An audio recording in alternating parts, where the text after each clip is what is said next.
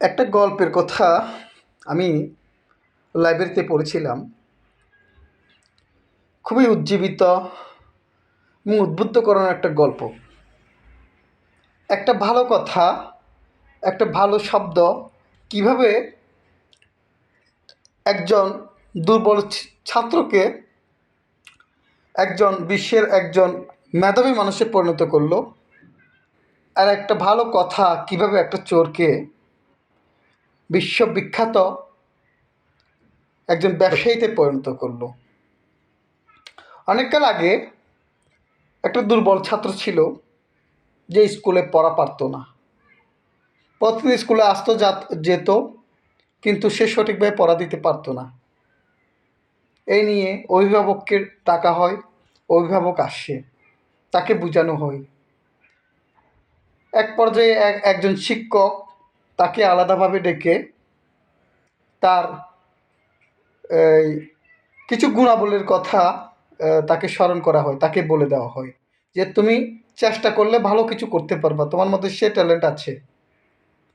সেই শিক্ষকের কথাগুলো তার মনে ধরেছিল, তার প্রাণে স্পর্শ করেছিল।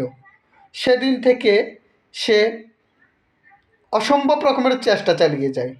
এক সময় সে বছরে স্কুলে প্রথম স্থান অর্জন করে। পরবর্তীতে ওই স্কুলেই সে সেরা ছাত্র হিসেবে প্রতিষ্ঠিত হয়। পরবর্তীতে সে একদিন সারা বিশ্বে খুব পরিচিত একজন সুনামধন্য ব্যক্তি হিসেবে খ্যাতি অর্জন করে। খুব মেধাবী একজন মানুষ হিসেবে সে পরিণত হয়। পরবর্তী ক্রমে সে বিশ্বের একজন কলামিস্ট, একজন সাংবাদিক হিসেবে খ্যাতি পায়। এভাবে গেল একটা ভালো ছাত্র, দুর্বল ছাত্র ভালো হয়ে ওঠার গল্প। তো ওই সাংবাদিক যে দুর্বল ছাত্র থেকে মেধাবী সাংবাদিকে পরিণত হলো, সে একদিন একটি চোরের খবর তার কাছে আসে।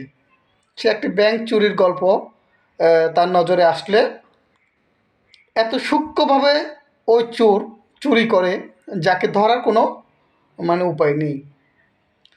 তাকে অনেক রকমের চেষ্টা করা হচ্ছে। সে দেশের মিডিয়া থেকে শুরু করে বিভিন্ন প্রশাসন থেকে সে চোরকে ধরার চেষ্টা করেছে, কিন্তু কেউ তাকে ধরতে পারেনি। সে সাংবাদিক একটা কলাম লেখে, পত্রিকায় একটা কলাম লেখে। কলাম লেখার মধ্যে সে শিরোনাম দেয়, আমার জীবনে আমি এরকম ট্যালেন্ট চোর দেখিনি। সে লেখার শেষে একটি কথা জুড়িয়ে দেয়, সে যদি তার এই চুরি চিন্তাকে বাদ দিয়ে সে যদি একটু ভালো চিন্তা করে, ভালো কিছু করার চেষ্টা করে, না জানি সে বিশ্বে কত সুনাম অর্জন করবে। তার এই কথাটা সে চোর পড়ে।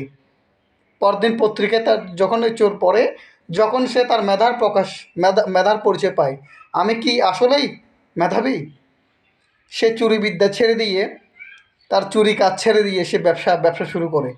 20 বছর পর যখন ওই সাংবাদিকের সাথে দেখা হয়, তখন সে তাকে স্মরণ করে দিয়ে, আপনার একটা ভালো কথার জন্য আজকে আমি চুরি ছেড়ে দিয়ে একজন ব্যবসায়ী হিসেবে পরিণত হয়েছি।